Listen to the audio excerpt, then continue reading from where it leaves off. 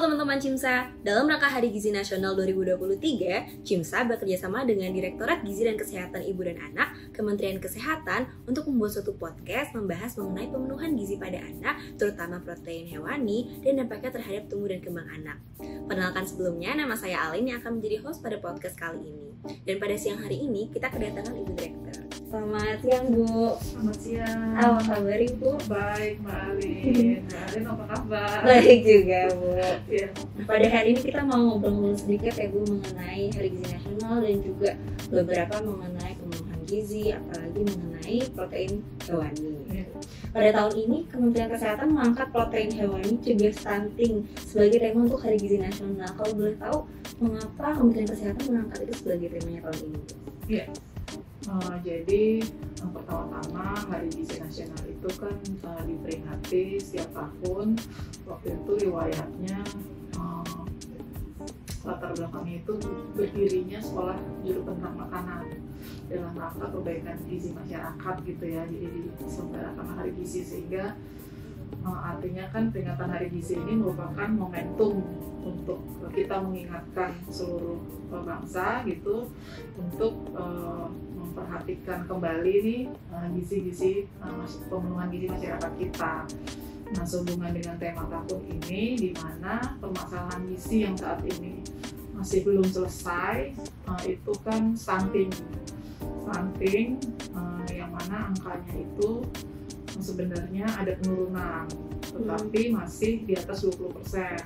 Dimana kalau 20% kan masih menjadi masalah kesehatan masyarakat. Nah, itu yang pertama. Nah, kemudian perbaikan gizi seperti apa nih untuk mencegah stunting? Nah, ternyata dari penelitian itu membuktikan bahwa asupan protein bersumber pangan hewani pada balita 6-23 bulan itu mempunyai bukti yang hubungannya kuat dengan terjadinya stunting, di mana anak balita yang mengkonsumsi protein hewani dengan jenis ikan, telur, kemudian juga produk susu, nah itu kejadian stuntingnya rendah seperti itu.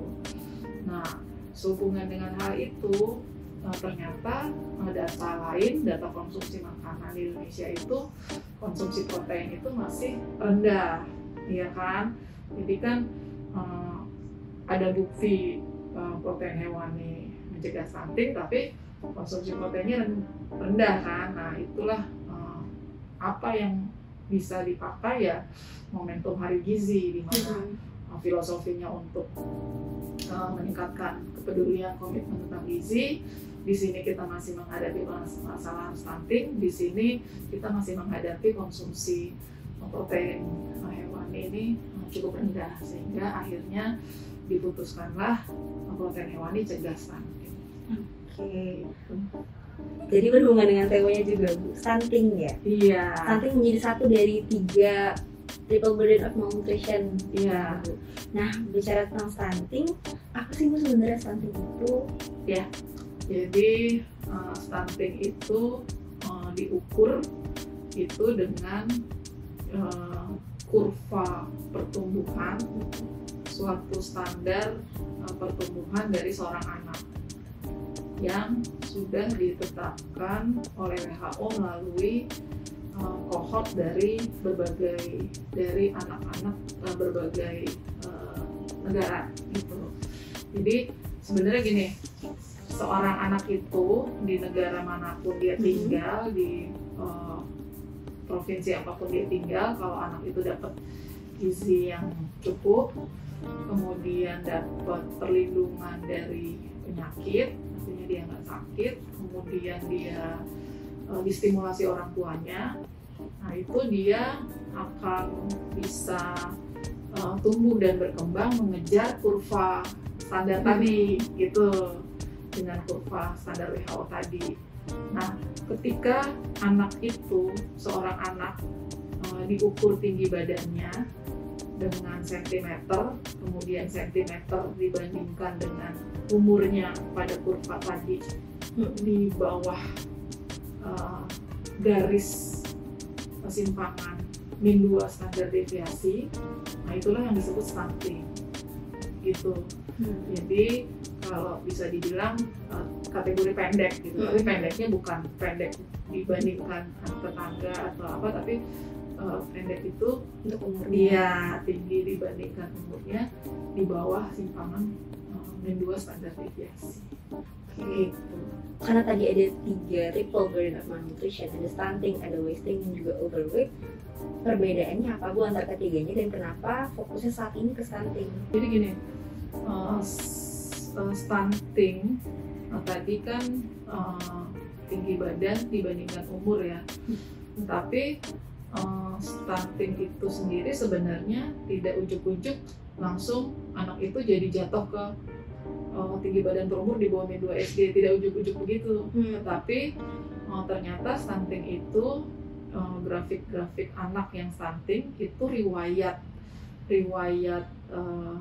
berat badan menurut umurnya itu dia itu sudah didahului oleh penurunan berat badan, atau berat badan per umurnya tidak naik secara signifikan seperti itu. Nah, jadi kalau kita mau menurunkan permasalahan stunting, kita harus juga nanti menurunkan permasalahan wasting. Gitu. Jadi kan wasting itu kan adalah wasting itu sebenarnya kondisi di mana anak itu diukur berdasarkan kurva pertumbuhan anak, berat badan dibandingkan tinggi badan. Nah, berat badan dibandingkan tinggi badan kalau di bawah garis min 2 SD itu namanya gizi kurang atau moderate acute malnutrition. Tapi kalau nanti di bawah lagi, di bawah min 3 SD, namanya gizi buruk atau severe acute malnutrition. Wasting itu ada 2 itu gitu. Nah, jadi sebenarnya sebelum stunting itu terjadi, nanti di kekurangan berat badan, kenaikan berat badan itu akan harus dicegah gitu. Gitu. Jadi pasti nggak bisa nih kita menurunkan stunting hanya di situ saja. Pasti kita, kalau kita mau menurunkan stunting, pasti kita akan mencegah juga wasting, kita akan juga mencegah overweight. Karena overweight tadi kan juga di berat badan ya. Kalau overweight itu nanti berat badan dibandingkan umurnya itu di atas plus 2 sampai plus 3 SD. Nanti kalau di atas plus 3 obes gitu. Ya, seperti itu. Coba sebentar saya lihat. Ini boleh ya? Boleh. Ya, biar ini ya. Ini sudah pada tahu ya? Pernah baca, boleh sambil dipromosikan ya? Oh iya, ya, jadi kan seorang ibu hamil di Indonesia itu seharusnya mendapatkan buku KIA, di mana buku ini kan berisi monitoring status ibu hamil ya, mulai dari kehamilan sampai nifas. Nah, ibu ini dia punya KMS juga nih, punya KMS juga, dia ada monitoring gitu. Nah, nanti kalau ibunya harus cukupi gizinya juga. Nanti kalau ibunya udah lahir ke anaknya gitu. Nah, anaknya ini tadi dia ada kurva ini kan, kurva berat badan, kemudian ini kurva berat badan, kemudian nanti ada kurva tinggi badan, panjang badan ini. Nanti kalau kurvanya warnanya pink, ini cewek. Kalau yang biru nanti cowok. Nah, kalau stunting kan di sini dia, panjang badan, tinggi badan. Nanti kalau wasting dia di sini, berat badan menurut panjang badan menurut umur. Nah, ini wasting. Kalau overweight dia di sini, berat badan menurut umur. Ini kan, kalau overweight nanti di atas ini. Nanti kalau obes di atasnya lagi. Gitu. Jadi kalau anak itu sebelum ke stunting itu, jadi kalau pemantauan pertumbuhan anak itu tiap bulan kan ditimbang. Kalau tinggi badan itu diukurnya ya berkala lah, nggak tiap bulan nggak apa-apa gitu, karena nambahnya nggak tiap bulan, nggak terlalu kelihatan lah tiap bulan gitu. Misalnya 3 bulan sekali, 6 bulan sekali, seperti itu lah kalau tinggi badan. Tapi kalau berat badan itu setiap bulan kelihatan, yang dimonitor berat badan. Jadi begitu berat badan anak itu nanti dia kan harusnya ngikutin yang hijau ini nih, kan di area yang hijau ini. Nanti kalau di bawah merah itu namanya underweight. Yang di atas merah kan overweight. Nah, artinya kan kalau dari timbangan udah underweight atau overweight udah terdetek gitu kan ke petugas kesehatan. Kemudian nanti kalau dari timbangan itu ternyata bermasalah, kan kita cek lagi timbangan, berat badan, udah panjang badan. Nah ini nanti yang dinamakan wasting. Nah kalau dia berat badan menurut tinggi badannya ternyata diplot di sini di antara -2 sama -3, berarti dia wasting di bawah sini gitu. Nanti kalau di bawah lagi baru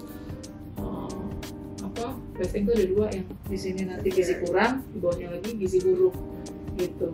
Nah jadi kenapa stunting ya, kalau kita mau mencegah stunting pasti kita harus mencegah si wasting, kita harus mencegah underweight gitu. Bahkan kan kalau namanya mencegah underweight pasti kita juga mencegah overweight kan, karena kan mainnya di berat badan per umur ya. Jadi yang tadi. Kurang lebih gitu. Di samping itu tadi memang stunting itu di prevalensi kita masih tinggi tadi dibandingkan standar WHO. Kita di atas 20%, termasuk tinggi seperti itu. Overweight memang belum termasuk masalah kesehatan masyarakat, tetapi kan ya tetap harus kita cegah. Cuma kalaupun kita nanti targetnya stunting, pasti kita akan main juga di berat badan menurut umur gitu. Kita akan catch up timbangan tadi kan, sehingga overweight harusnya tercegah juga gitu. Jadi dengan mencegah stunting, overweight dan juga wastingnya juga ikut turun harapannya angkanya. Harusnya begitu ya. Kalau membicarakan stunting, itu banyak pertanyaan yang timbul di masyarakat adalah apakah stunting itu bisa disembuhkan, dok? Iya, ya. Kalau teorinya kan stunting itu irreversible ya, itu bisa menimbulkan dampak irreversible. Tapi kita berharap nanti dari stunting itu kita bisa melakukan yang namanya kejar tumbuh ya. Makanya dikejar sekali yang sudah stunting, apalagi yang masih balita, harus ke spesialis anak, rumah sakit, supaya nanti dievaluasi lagi. Selain tadi status antropometrinya tadi, panjang badan, tinggi badan gitu, pasti akan dievaluasi kelainan metabolismenya yang lain gitu kan, melalui pemeriksaan laboratorium, kemudian melalui tumor tulangnya dan sebagainya, itu untuk mengetahui apakah nanti ada dampak dari stunting tersebut gitu. Jadi makanya kenapa karena itu irreversible ya, makanya kenapa seharusnya stunting ini kita mengupayakan pencegahannya. Pencegahannya tadi itu tadi cegah stunting dengan protein hewani ya. Artinya kan mencegah tadi itu kan, nanti kalau ada ketemu berat badan tidak naik ditangani, jadi jangan sampai stunting. Ketemu underweight ditangani biar jangan sampai stunting. Bahkan pencegahan itu bukan cuma anak lahir, tapi sebelum anaknya lahir, waktu masih di dalam kandungan ibu kan kita sudah mencegah dengan ANC, antenatal care kan. Ibunya kita minta antenatal care, ibunya kita minta patuh minum tablet tambah darah. Kemudian kita cegah lagi supaya ibu hamilnya sehat. Kita ada program pencegahan anemia remaja putri. Jadi adik-adik kelas 1 SMP, kelas 1 SMA yang putri, nah itu kita juga berikan tablet tambah darah supaya dia ada supaya jangan sampai remaja putri itu anemia. Kemudian juga dia mempunyai perilaku untuk mencegah anemia itu, sehingga nanti kalau sampai tiba waktunya usia produktif, dia harus bisa memiliki keterampilan kondisinya supaya waktu hamil itu sudah sehat, nggak anemia gitu. Jadi memang pencegahannya dilakukan saat ibunya sedang hamil, dari perkembangan balitanya juga, Iya. sampai dari jauh sebelum itu saat Iya. SMP dan SMA. Yes. Ini programnya sangat panjang. Panjang. Mudah-mudahan nanti ke depan bisa kelihatan lah gitu ya hasilnya, mudah-mudahan. Kalau seorang anak mengalami stunting, itu kan akan mempengaruhi kepada pertumbuhan dan juga perkembangan anaknya. Iya. Di aspek mana aja yang kira-kira terpengaruhi oleh stunting itu, Dok? Iya. Jadi kalau terkait dengan stunting ini kan artinya dia tadi kan manifestasinya sudah pendek ya, sudah pendek, dan stunting ini kan kekurangan gizi kronis ya, kan sejak dalam kandungan kan gitu kan. Jadi manifestasinya tadi pendek gitu. Sehubungan dengan hal itu, karena dia mempunyai manifestasi itu, artinya nanti dia berisiko untuk obes, sehingga dia berisiko lagi untuk memiliki penyakit metabolisme, seperti misalnya penyakit gangguan metabolisme seperti diabetes, ya kan, jantung, bahkan misalnya stroke gitu kan. Sehingga akhirnya kan kalau sudah demikian, otomatis produktivitas menurun, ya kan, tidak bisa produktif seperti orang yang seperti anak-anak yang pertumbuhannya normal, kemudian tidak obes, tidak sakit gitu kan, tidak punya penyakit, artinya dia bisa bekerja dengan baik. Nah, itu artinya produktivitas terganggu. Kemudian juga stunting ini memiliki dampak juga terhadap gangguan kognitif, itu gangguan kognitif. Jadi IQ-nya itu tidak bisa mencapai anak yang normal. Jadi bukan cuma tinggi badan yang tidak mengejar tinggi badan anak normal, tapi yang masuk nanti IQ-nya juga demikian gitu. Jadi kan artinya produktivitasnya itu bukan cuma dari risiko penyakit tadi, tetapi juga dari IQ-nya itu. Nah, sehingga kan yang namanya sudah tidak produktif di masa depannya, artinya kan membebani keluarga, ya kan? Kan keluarga seharusnya bisa memiliki anggota keluarga yang produktif. Nah, dia di usia dewasa tidak bisa, sehingga menjadi beban keluarga. Kemudian sebelum dewasa, kalau dia memang sudah mengalami gangguan kognitif gitu kan, artinya dia harus mengikuti proses pendidikan yang tidak bisa seperti anak normal. Jadi kan harus ke SLB ya, sehingga ya artinya kan negara juga harus menyediakan sekolah-sekolah luar biasa.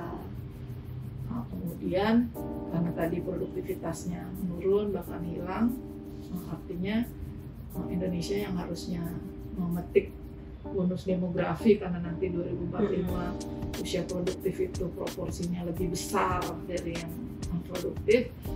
Kalau ada stunting kan jadi nggak jadi metik bonus kan, gitu. Jadi itu sih dampak yang sangat luas gitu. Tapi ya kalau dampak individu ya tadi itu pasti nanti anaknya masa depannya kasihan gitu kan, kemudian keluarganya juga kasihan juga. Nah, dampak-dampak ini dan juga dampak yang bisa ditimbulkan ke negara bahkan juga. Jadi makanya bersama-sama kita harus mencegah stunting. Betul. Kalau kondisi stunting di Indonesia sejauh ini bagaimana, Dokter?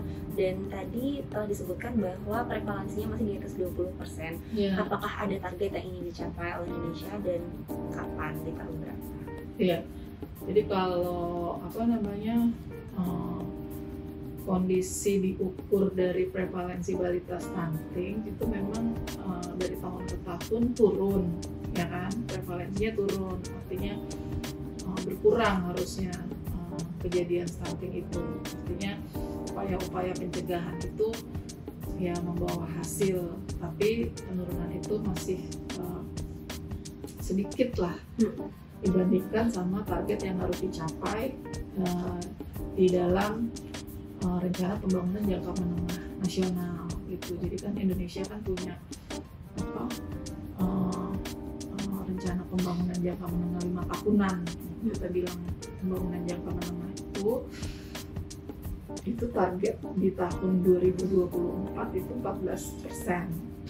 Nah, sehubungan dengan target 14%, nah sekarang posisinya kalau dari data tahun 2021 itu kan masih 24,4%, jadi masih sangat jauh gitulah. Artinya 3 tahun itu harus turun 10% kan. Nah, ini kita lagi menunggu hasil yang 2022 gitu. Nanti kita lihat lagi, karena kan kalau hasil 2022 keluar itu kan cerminan 2021, artinya nanti cuma punya waktu 2 tahun untuk mengejar yang 14%. Jadi itu kondisinya, dia menurun tapi memang masih jauh lah dari target itu. Di targetnya itu 14% itu ya tahun depan gitu. Iya, jadi cukup berat gitu. Makanya kalau nanti adik-adik CIMSA gitu bisa bantu gitu kan, itu mungkin akan mudah-mudahan deh bisa kejar gitu. Kalau anak kecil mengalami stunting itu kan tidak terlepas dari lingkungan, ya dok. Mungkin dari lingkungan orang tuanya juga, dari SMA, tadi bahkan dari SMP, dan lingkungan keluarganya juga, dan kepercayaannya akan nasihat dari dokter. Berarti itu salah satu faktor-faktor krusial seorang anak mengalami stunting. Tapi sebagai orang luar, dari luar keluarga, kita akan agak sulit ya dok untuk masuk ke dalam keluarga dan juga kepercayaannya. Apa yang dapat kita lakukan ataupun pemerintah lakukan supaya edukasinya, intervensinya bisa berdampak sampai ke lingkungan yang terkecil? Iya, jadi tadi itu ya, kan kita ya penurunan stunting ini merupakan kewajiban bersama ya. Lebih jelas itu ada di Peraturan Presiden 72 di 2021 kan, tahun percepatan penurunan stunting. Nah, di situ ada hampir seluruh kementerian lembaga tuh punya tugas gitu. Nah, terkait keluarga ini kalau dibilang suruh menjangkau keluarga langsung gitu, memang itu ada ibaratnya ada pembagian tugasnya gitu ya. Jadi kalau Kementerian Kesehatan kan tugasnya itu untuk bertanggung jawab pada pencapaian intervensi spesifik. Tapi yang tadi kan intervensi spesifik itu tadi yang saya sampaikan untuk yang dilakukan oleh tenaga kesehatan gitu ya. Jadi kita bisa menjangkau sasaran, tetapi dari sisi dari sisi aspek kesehatan lah, pencegahan anemia, ibu remaja, ibu hamil, kemudian balitanya, monitor pertumbuhannya gitu kan. Kemudian kita juga selain monitor pertumbuhan, kita juga memonitor gizi anak. Gizi anak itu nanti mulai dari ASI eksklusif, kemudian setelah ASI itu nanti makanan pendamping ASI-nya seperti apa. Nanti kalau sudah sudah asupan gizi seimbang, kita akan harusnya tumbuhnya bagus. Tapi kalau tumbuhnya tidak bagus tadi, ada yang namanya berat badan tidak naik atau weight faltering, ada yang namanya underweight tadi kan, kemudian nanti ada yang namanya wasting atau gizi kurang, kemudian nanti ada yang namanya gizi buruk, ada yang namanya stunting. Itu ditata laksana, itu Kementerian Kesehatan lah gitu. Artinya kita sebenarnya menyasar anggota keluarga gitu, tapi tidak secara langsung per keluarga gitu ya. Nah, nanti kalau keluarga per keluarga itu mungkin nanti lebih banyak itu program yang dilaksanakan oleh misalnya BKKBN, ya kan, BKKBN, kemudian nanti mungkin Kemendes, mungkin karena kan di sana ada pemerintah desa yang memang bersentuhan langsung dengan keluarga, mungkin seperti itu. Tapi kalau Kementerian Kesehatan sebenarnya menyasar anggota keluarga itu sendiri, tetapi memang sasaran kunci gitu kan, ibu, remaja, putri gitu kan, ibu, bayi, balita gitu. Nah, dari sasaran-sasaran itulah nanti kita berharap keluarga itu bisa mendukung. Jadi misalnya kita punya program edukasi ke sekolah dengan aksi bergizi tadi supaya si remaja putri itu makan gizi seimbang, kemudian minum tablet tambah darah. Ya kan kita berharap nanti dari kegiatan itu perilaku keluarga bisa berubah. Kemudian ibu hamil tadi kan ada juga namanya edukasi kelas ibu hamil. Edukasi ibu hamil namanya kelas ibu hamil. Nah di situ nanti walaupun kita sasaran utamanya adalah ibu hamil, tapi kita juga minta ibu hamil itu kalau mengikuti kelas ibu, tolong dong keluarga mendampingi. Artinya nanti dari situ kita menstimulasi lah gitu supaya keluarga itu tahu ini loh perilaku yang harusnya mendukung ibu hamil. Jadi gizi ibu hamil itu kayak apa, gizi ibu menyusui kayak apa, support yang diperlukan untuk ibu hamil menyusui seperti apa. Nah, edukasi balita juga gitu, ada namanya kelas ibu balita. Nah, jadi memang sasaran utamanya ibu-ibu yang punya balita, tapi nggak apa-apa juga bapak-bapak yang punya balita atau nenek yang lagi ngasuh gitu kan, nggak apa-apa. Artinya nanti dengan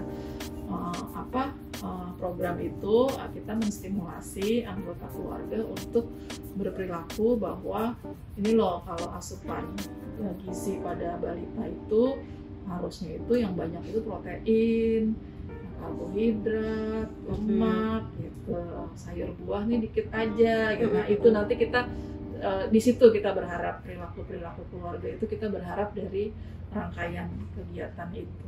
Seperti itu sih. Tadi sudah disebutkan beberapa hal mengenai isi piring, isi piringku dan juga gizi yang seimbang. Apa saja yang termasuk gizi seimbang? Iya. Jadi kalau gizi seimbang prinsipnya ada prinsipnya itu kan komposisi gizinya lengkap ya, karbohidrat, protein, kemudian lemak, vitamin, mineral, ya kan. Nah itu kan kalau dikonotasikan, dianalogikan dengan bahan makanan kan artinya nanti ada makanan pokok, ya kan, lauk pauk, sayur, buah, gitu kan. Nah, itu komposisi. Nah kemudian nanti jumlahnya itu ada takarannya tuh, ya kan, makanan pokok takarannya berapa, makanan lauk pauk berapa, sayur buah berapa gitu. Kemudian frekuensi dari takaran itu, kalau makan itu sehari 3 kali makanan utama, kemudian tambah 2 kali cemilan gitu kan. Nah itulah prinsip-prinsip dari gizi seimbang.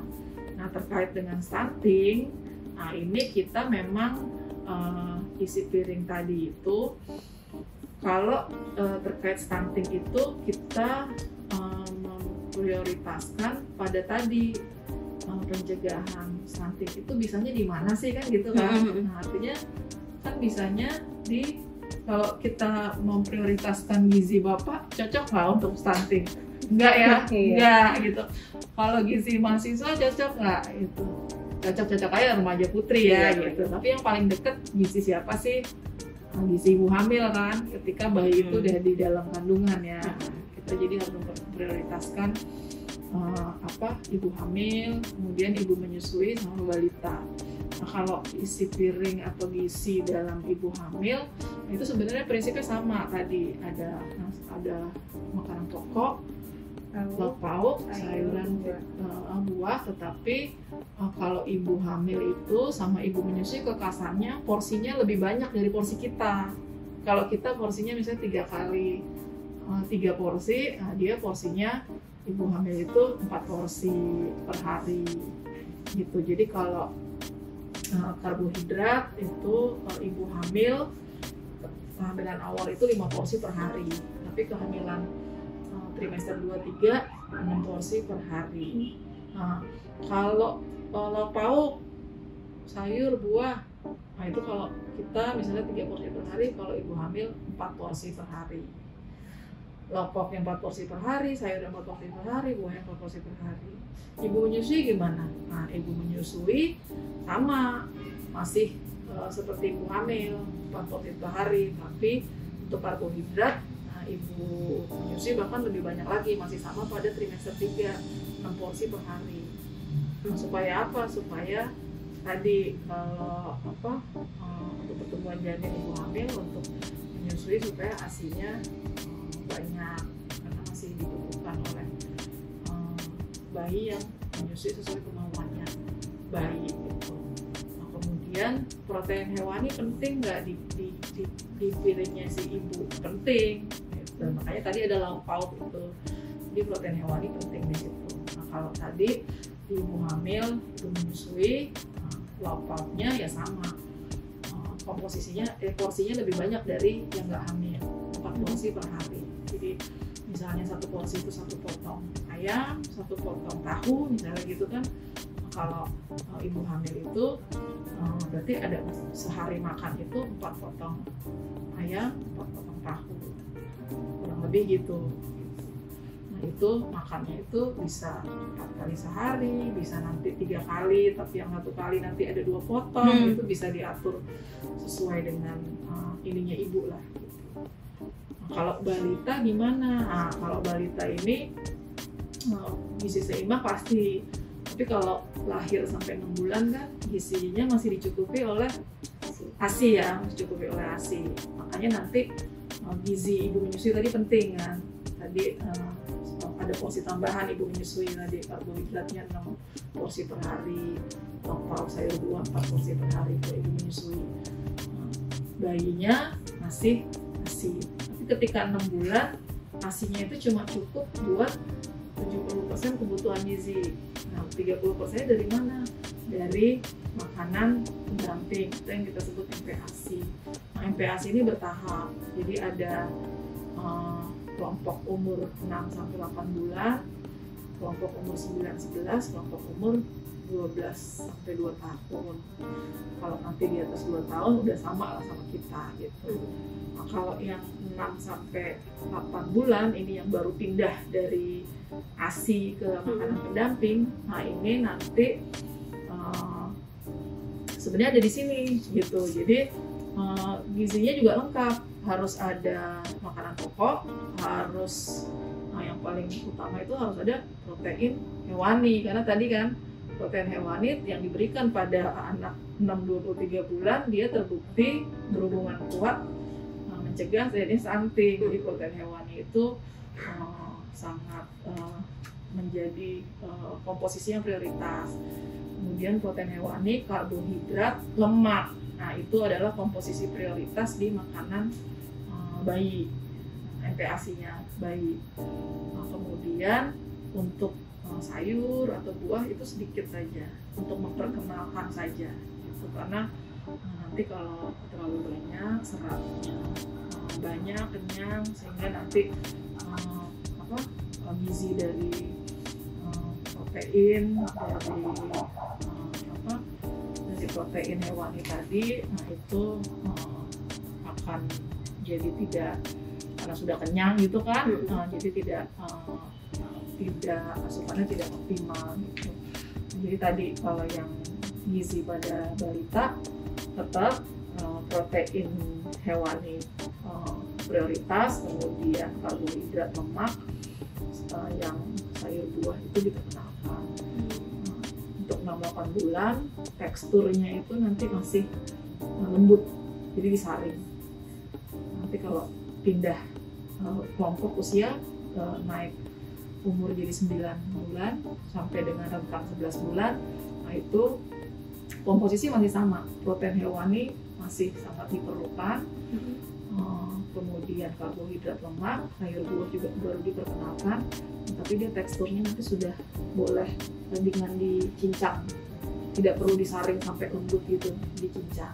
Nanti kalau sudah di atas 1 tahun, posisi masih perlu protein hewani, lemak, karbohidrat, sayur buah diperkenalkan, tetapi teksturnya sudah boleh mulai seperti yang kita makan gitu. Jadi itu semua ada di buku KIA. Iya, Jadi seperti itu. Makannya juga sama, 3 kali makanan utama, 1-2 kali makanan selingan. Kurang lebih seperti itu. Untuk yang belum disinggung sepertinya ada susu sapi. Iya. Banyak dari orang tua mungkin sekarang bertanya-tanya kapan saya bisa memberikan anak saya susu sapi, apakah susu sapi dapat menggantikan ASI eksklusif? Iya. Menurut Mbak Alin bisa nggak? Enggak Bisa. Sama, saya juga nggak bisa. Iya, jadi kan kalau 0 sampai 6 bulan sudah jelas lah gitu. Nggak boleh digantikan. Nggak perlu, karena rekomendasi udah strong, penelitiannya banyak, WHO begitu rekomendasinya. Kita juga sendiri membuktikan kan, kandungan ASI itu lengkap, bisa memenuhi 100% kebutuhan gizi tanpa dikasih makanan. Jadi kalau ASI itu tidak tergantikan, air susu ibu manusia gitu, tidak tergantikan gitu. Nah, kemudian susu sapi gimana, kapan, boleh nggak gitu ya.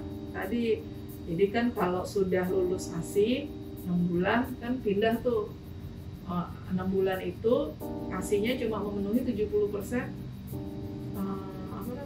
70% kebutuhan gizi. Nah, 30%-nya dari mana? Ya dari makanan tadi. Makanan tadi komposisinya apa? Tadi protein hewani, kemudian karbohidrat, kemudian lemak. Lalu saya buat protein hewani itu apa aja? Protein hewani itu jenisnya bisa telur, bisa ikan daging, bisa susu atau produk olahannya.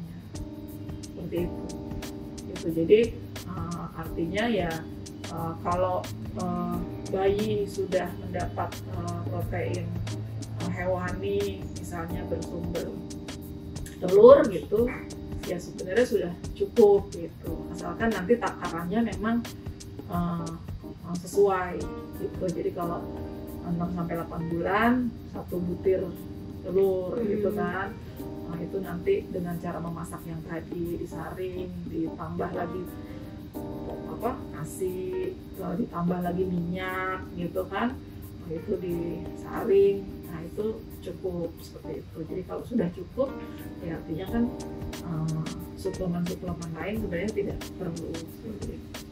Jadi untuk susu tidak boleh di 6 bulan pertama. Tidak boleh, iya. Tidak dapat menggantikan ASI eksklusif. Tidak bisa, iya. Makanya tadi makanan ibu menyusui jadi penting kan. Nah, nanti edukasinya ke ibu menyusui gitu.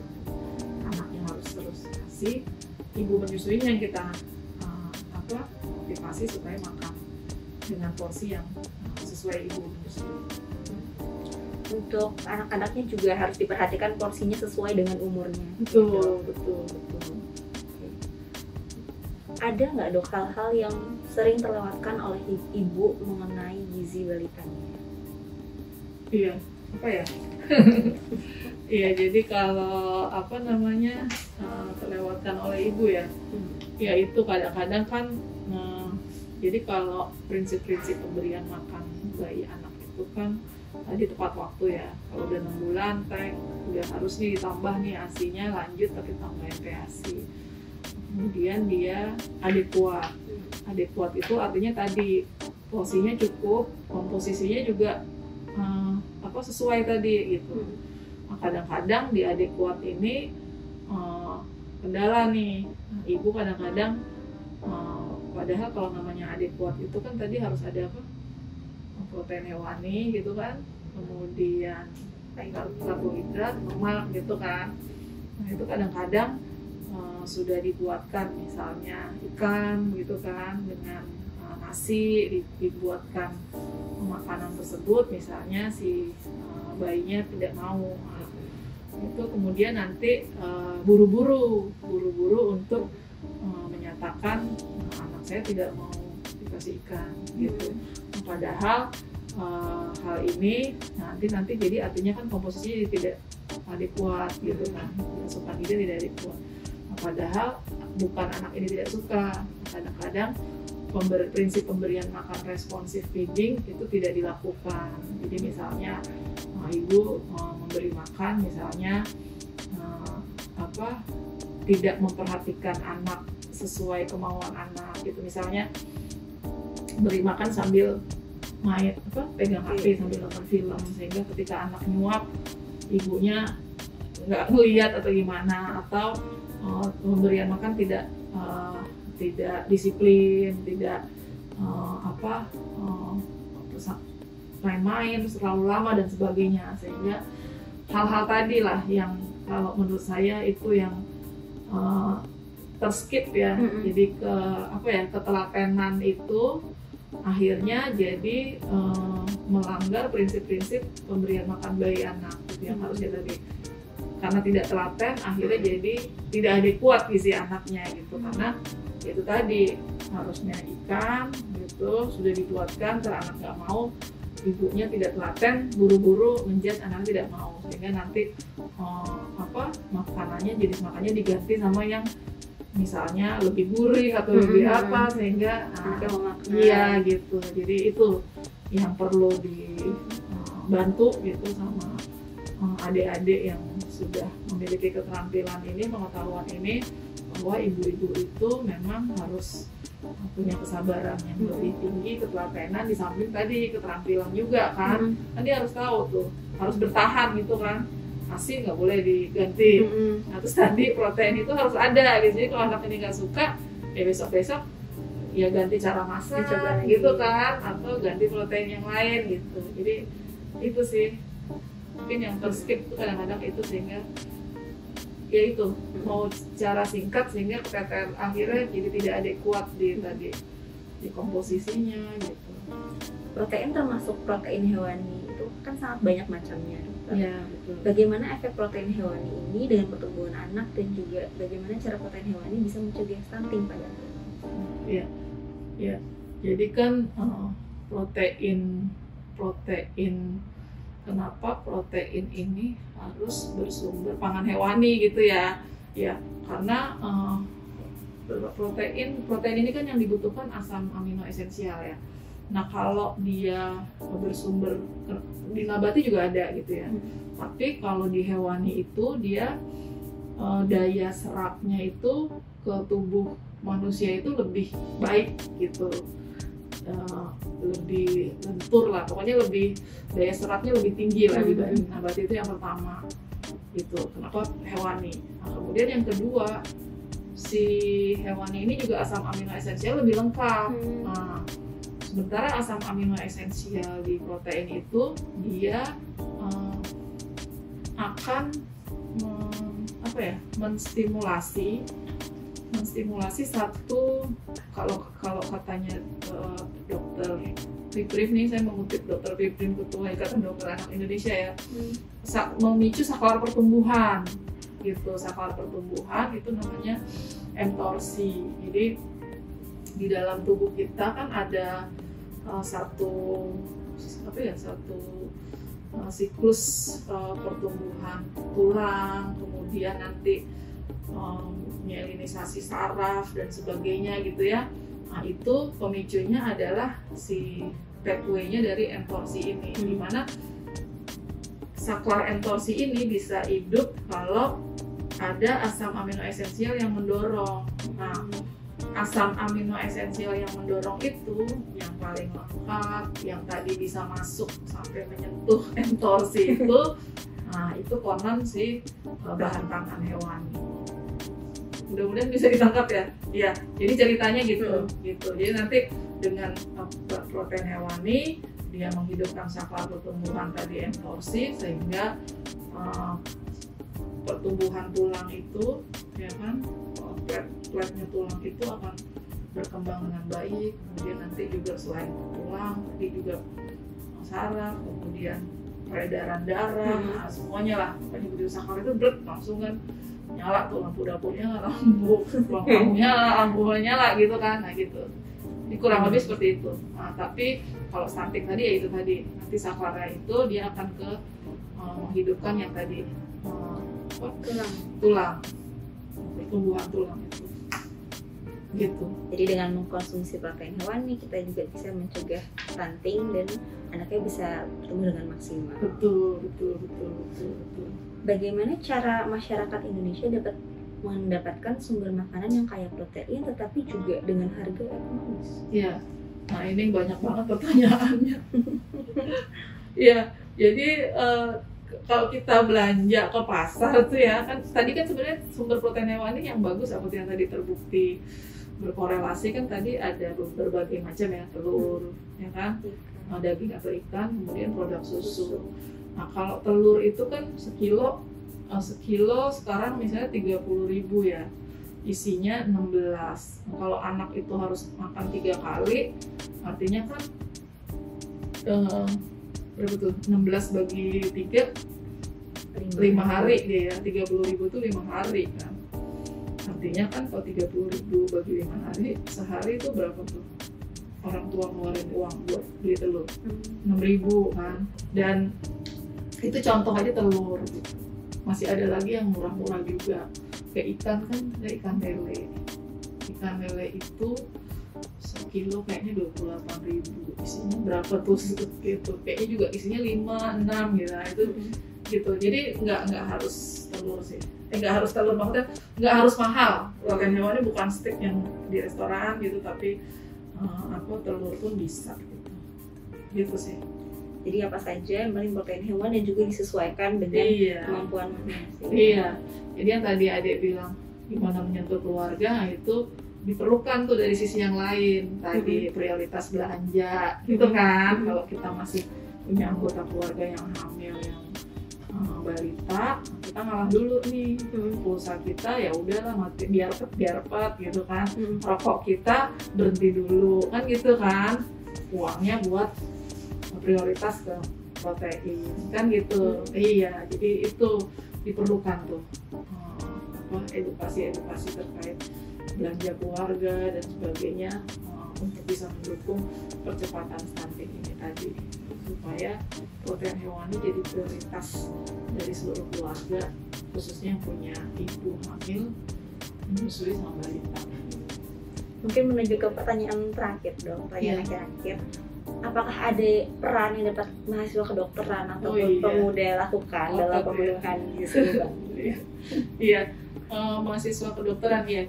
Jadi kan sebenarnya kalau mau inline sama perkuliahan gitu ya, perkuliahan ini kan mahasiswa itu kan punya Tridharma Bakti perguruan tinggi ya. Jadi mungkin inline saja dengan di situ. Jadi kalau misalnya ada skripsi gitu kan, ada karya tulis ya gitu, mestinya bisa tuh tulisan itu memberikan masukan, misalnya ke dinas kesehatan, ke Kementerian Kesehatan, atau bahkan tadi misalnya ke BKKBN gitu ya.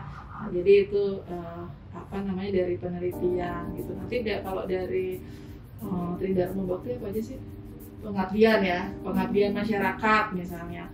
Pengabdian masyarakat itu nanti bisa adik-adik kan pasti punya program misalnya seperti KKN ya itu ya, yang turun ke masyarakat. Nah itu tentu saja bisa saja adik memilih pendampingan bagi keluarga yang punya ibu hamil, pendampingan bagi keluarga yang punya balita.